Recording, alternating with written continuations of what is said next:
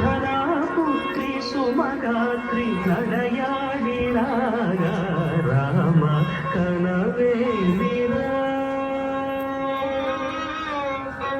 సీతా స్వయంవరం ప్రకటించిన పిమ్మట జనకుని కొలువులో ప్రవేశించిన జానకిని సభాసదులందరూ పదే పదే చూడగా శ్రీరామచంద్రమూర్తి కన్నెత్తి చూడడేమని అనుకుంటున్నారట తమలో సీతమ్మ